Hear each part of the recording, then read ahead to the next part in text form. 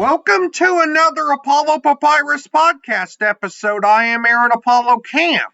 For this episode, my interview guest has owned a total of 11 businesses across 8 different industries, and he is the author of the business nonfiction book, Businesses Don't Fail, They Commit Suicide. His name is Larry Mandelberg, and my interview with Larry will follow the note-taking sounds. Larry Mandelberg, welcome to the Apollo Papyrus podcast. Merci beaucoup. It's a pleasure to be here. Feel free to introduce yourself to our listeners. I am a non-recovering serial entrepreneur. I was born into a family business that started in the 1850s. So I'm fifth generation, and I've owned 13 different businesses. So I've been around the block a bit, and the last 20 years, I've been working with mid-sized organizations, helping them create sustainable, profitable growth. And that is done by understanding how change impacts organizations. You've owned, as you've stated, 13 businesses, and these are amongst several different industries. They're not in all one industry or just a couple industries. What are some businesses you previously owned or otherwise been involved in, and what is your current work helping other businesses like? So I have a lot of fun stories with this. The very first business I had was a candle making business when I was in high school. And I was actually making candles in the basement and selling them all over the U.S., primarily to resort areas who were selling, tchotchkes in their touristy shops. I made a lot of money doing that. It was a lot of work. I had a clothing business called Weenie Wear at one point, and we started Weenie Wear because we felt like. So this was back in the late 80s, early 90s, when technology was really still very much misunderstood. And the people that were in that industry were called techno weenies. And they joked about them walking around. They called them propeller heads too, like little caps with propellers on their head. So we thought, we need to give these guys some pride. So we're going to give them some Ralph Lauren polo clothing, and we're going to call it Weenie Wear for techno weenies.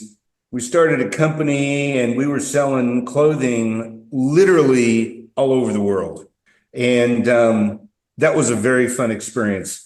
Had an equipment rental company. One of the things that happens in construction when you have a construction company that's underfunded, you have substantial needs for bonding. If you want to build a large building, you've got to have sufficient dollars to ensure that you're going to be around during this construction of the building, and if there's any flaws with the building. So they call it bonding. And when they pay these guys, they have something called retention. So you don't get paid your full amount until well after your construction's done. So in an effort to help these companies grow, we started a company called Equipment Now. And the idea was that instead of having to invest in $1 million, $2 million, $10 million, $20 million in equipment, you could rent it from us. So we would buy the equipment, we would have the liability, and then we rented it back to these construction companies on a recurring monthly rental that had accumulated net value, so that if they rented it for long enough, they could buy it from us for, super, super cheap, which allowed them to fund their growth. So all of this was about helping organizations grow. What I do today is I work with mid-sized organizations who are struggling with change. They're very successful, but they seem to be unable to get over the hump. Sometimes they'll have a director or someone in the C-suite who just isn't aligned with the rest of the organization. And everybody complains about how this one guy in his department is hanging everybody out. Sometimes it's about problems that just never seem to get solved. Why can't we ship merchandise and have perfect content in the boxes we ship? Why is the merchandise we're shipping always missing something, or is there something always broken? So this is all caused because as organizations change, they don't understand how to scale and how to deal with change. So I've worked with organizations as small as $500,000. And one of the largest organizations I worked with was Papyrus, which is their average operating budget's $100 million. So we worked on a $1.3 billion project for them to re-engineer their technology and make it more modern. And I just love what I do. I get so much joy out of it because Aaron, what I do is I go in and I help people understand the problem. I help them fix it, and I teach them how to avoid it so they don't need me anymore. So one of my favorite clients has been a client of mine for about 23 years now. And the first project I hired him for, we finished that in about 2 years, and it took another 3 years, and they called me back and said, "We have another problem. We need you."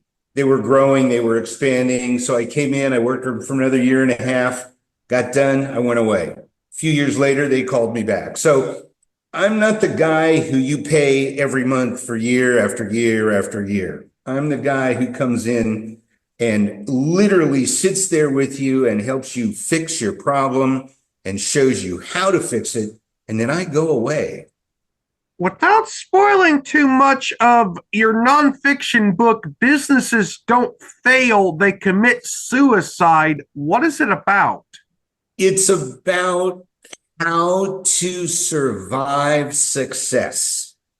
Now, I can give you a lot more detail than that, but it's about setting your organization up so that as you're successful and as you grow, you don't step on your own feet and screw things up.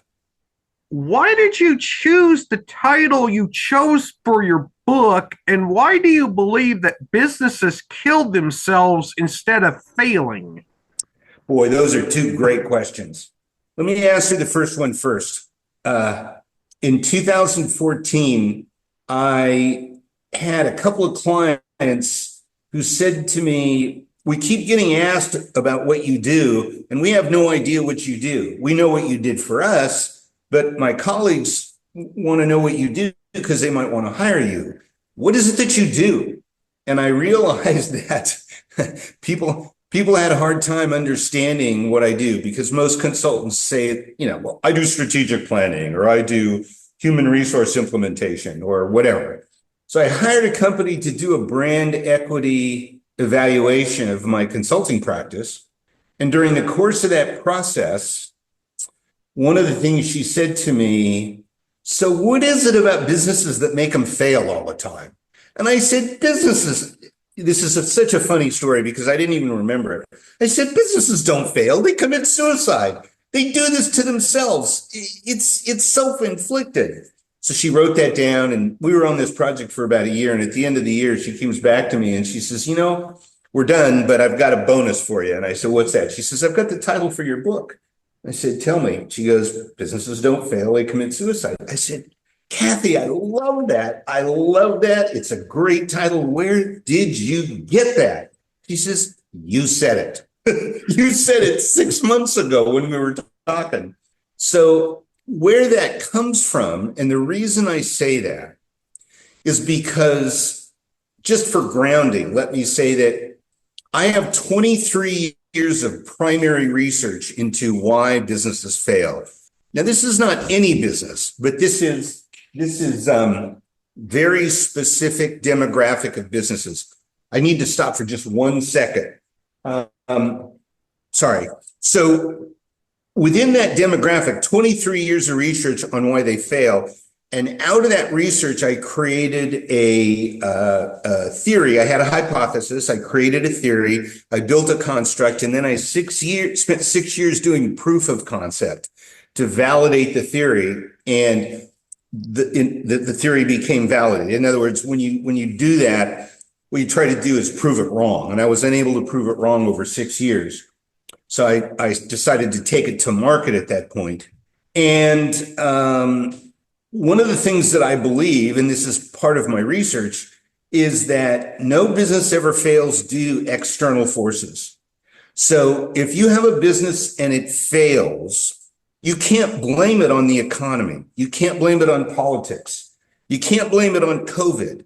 You can't blame it on factors outside your control, because bottom line, at the end of the day, if you're in charge of a business, you're the leader or a leadership team, you have a responsibility for the health and welfare of that organization. That's your job. That's your only job. And if you're not paying attention to what's going on in the world around you and protecting your business from all of the risks that it faces every day, there's only one person to blame, and that's you, the leadership team. So when I say businesses don't fail, that implies some kind of external factor that killed them, that made them fail. Committing suicide is a sinful act.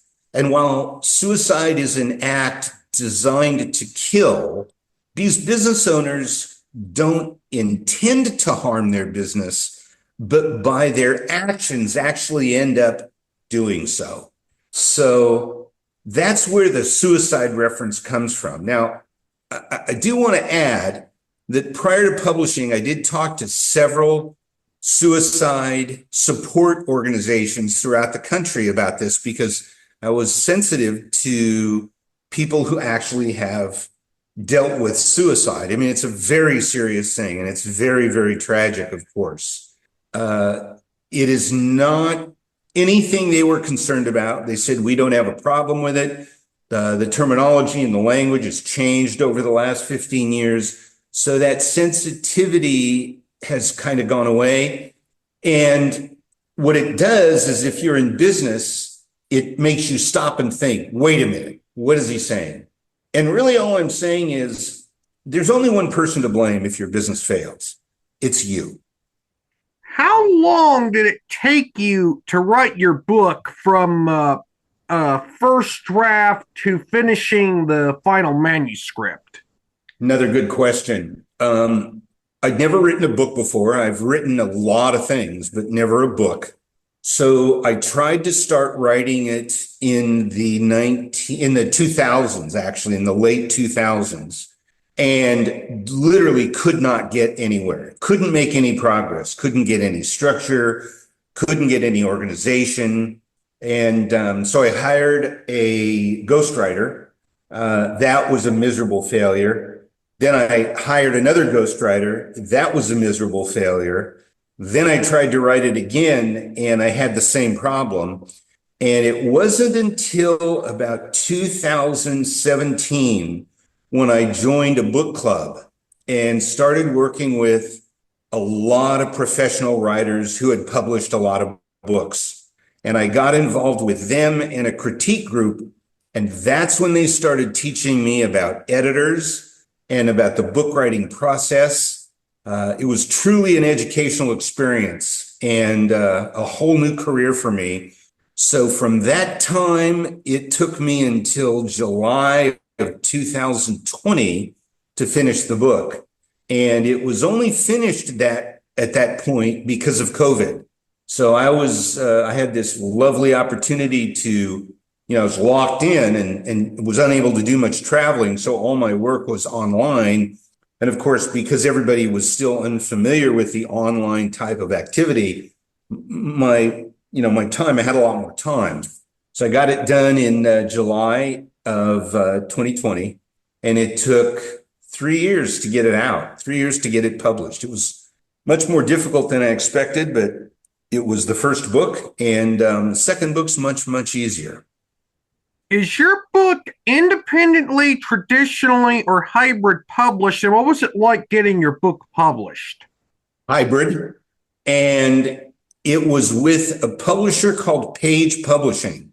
They do have acceptance criteria, so it's not vanity press or self-publishing. It did have to meet certain criteria, which was very important to me. It was important to me that my book got on the bookshelves of law firms and professional libraries, because I think it's important that it be on those shelves, and it needs to be that good. The experience was very frustrating. Publishers are very independent and don't like to be told what to do. They are very controlling, and they're not, I wouldn't call them particularly helpful either. They're interested in money and distribution, and they're not interested in leading that effort. So when you get involved with a publisher, a good hybrid publisher or traditional, you're signing up for a lot of work. It felt good, but having it published was not a particularly large milestone for me because I've had a lot of publicity. I've been, a guest, a subject matter expert guest on a radio program for a summer. I've been on television. I've been in a lot of different media formats. I've done dozens and dozens of podcast interviews, written a lot, spoken a lot. So the pride of physically having a book, while it was wonderful, it wasn't that big a deal. What actually was really the most powerful for me was to be able to say to my clients, wait a minute, go look at page 73.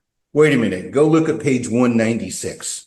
To be able to say, I've written about this and I can waste your time telling you, but I've got it in writing and it's explained and it's right there and it's easy.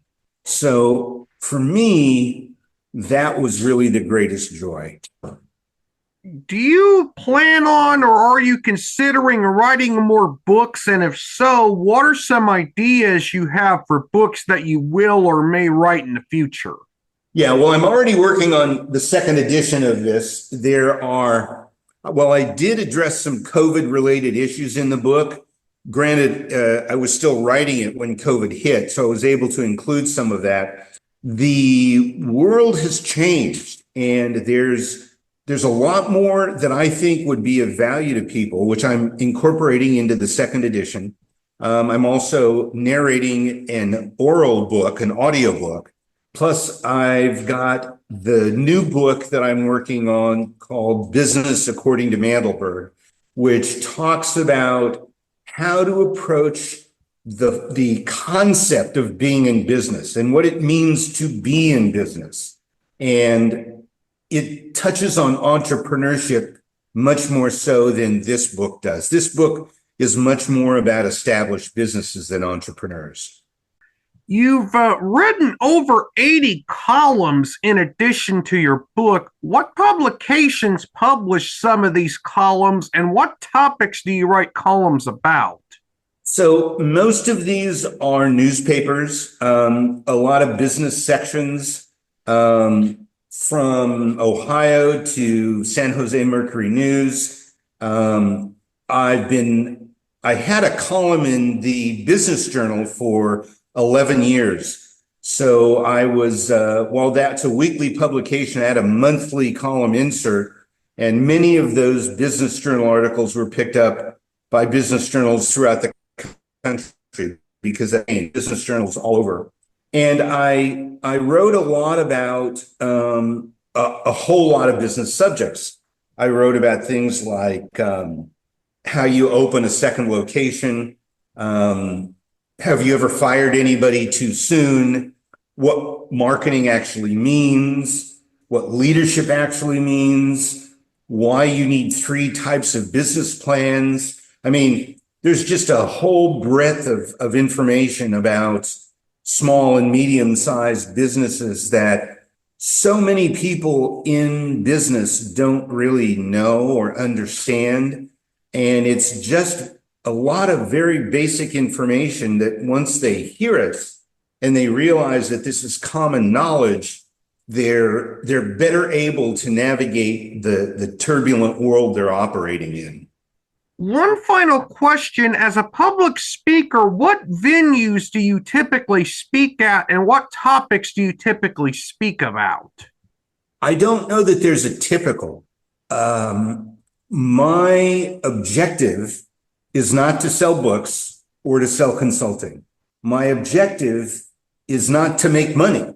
My objective is to communicate the insights that I gain from my research. So when I'm looking for opportunities to speak, I'm looking for opportunities to speak to markets that need to hear what I have to say, that are communities of people that I researched. And those show up in many different places. They show up in fraternal organizations like the Elks Club or the Lions Club or the Rotary Club. There are many community business groups where they bring communities of business people together and they have, one person in each category and they'll meet on a regular basis and share knowledge. Oftentimes they'll bring me in. I do speak at large conferences. I've spoken at conferences where there were 2,000, 3,000, 4,000 people. Most of the time, those are breakout sessions. Occasionally, I'll do a keynote. And my presentations are always about one of the areas that I have expertise in that particular venue wants to know about. The most common, of course, is the impact of change on business, which is really what my book is all about. I also do a lot of speaking on business ethics, what it means, and how they impact your business. I've also done a lot of speaking on multi-generational workforce. I'm starting to see more articles about this lately. I've been talking about this for 25 years. We have 4 generations in the workforce. It's never happened before. Understanding how those generations interact with one another and work together is a big deal. And then I also do, interestingly enough, one of the things that I do a lot of breakout sessions and workshops on is delegation. Most people don't know how to delegate. And I have a very structured, formalized process for delegating. And it's about a half-a-day workshop where I take people through this process and teach them how to successfully delegate in a way that's productive for them and for the delegatee. Larry, thank you for appearing on the Apollo Papyrus podcast. You were a wonderful guest to interview.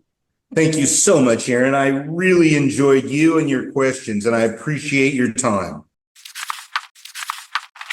It was fascinating to interview Larry and discuss how businesses that fail often fail due to internal factors. As the word suicide is in the title of Larry's book, if you or a loved one is considering suicide, the National Suicide Prevention Lifeline here in the United States is 988. One call could save your life or the life of a loved one. This is Aaron Apollo Camp reminding y'all to find your writing and reading purpose. Bye for now.